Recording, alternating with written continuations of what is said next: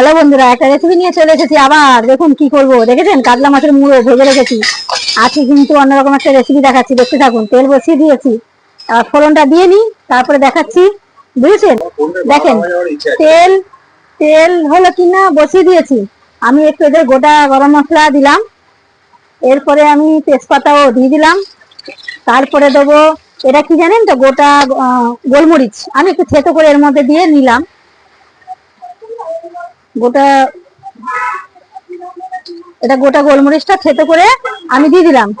এই দেখুন এটা পুড়ে গেল। এবার এই যে এইটুকুনি পেঁয়াজ আমি দেবো। এর সাথে এনে দাও তোকে, একটু বন্ধুদেরকে দেখাই। বেশি কিন্তু দেখুন পেঁয়াজ আমি দেবো না, মশলাও আমি বেশি ব্যবহার করব না। দেখুন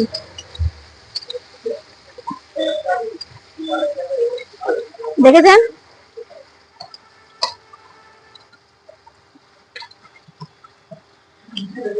এটা একটু লাল হয়ে যাক, দেখাচ্ছি। পেঁয়াজ কিন্তু লাল হয়ে গেছে বন্ধুরা।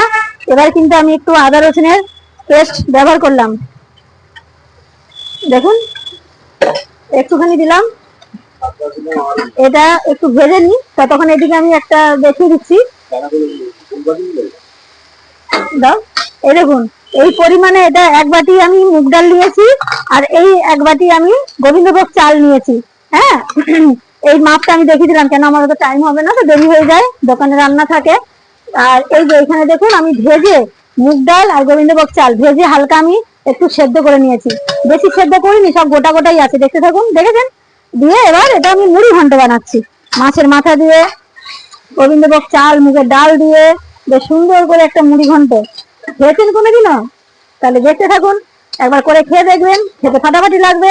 এবার দেবো আমি আদা হলুদ গুঁড়ো 1 চামচ, কেন ডালে হলুদ হলুদ কিছু দেওয়া নেই, ওই জন্য 1 চামচ দিলাম।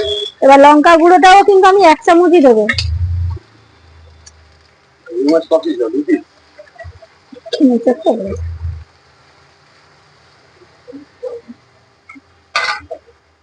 এরপরে কিন্তু জানেন কি দেবো, এই মাছের মাথাটা দিয়ে নেবো, দিয়ে কষিয়ে নেবো। রুই কাতলা সব আছে, কষিয়ে নেবো। আচ্ছা, টমেটো, এরকম টমেটো আমার কাঁচা লঙ্কা দিয়ে দেবো, দিয়ে বেশ করে কষিয়ে নেবো। দেখেছো, এটা কিন্তু হালকা আমি কষিয়ে নিলাম, মশলাটা দিয়ে কষানো হয়ে গেছে। সেনটাও একদম ফাটাফাটি বেরিয়ে গেছে, দারুন। এবার এই যে হাফ সেদ্ধ আছে মুগ ডাল আর গোবিন্দভোগ চাল, এটা কিন্তু আমি ঢেলে দেবো।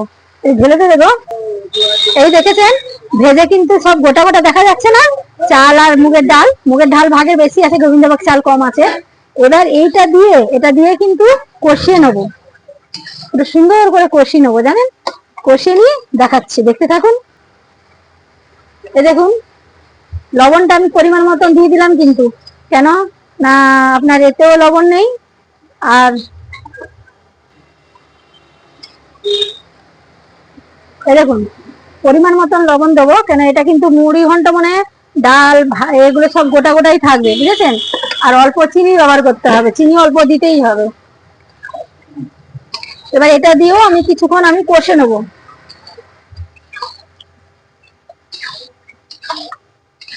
সুন্দর করে ভালো করে কষিয়ে নেবো।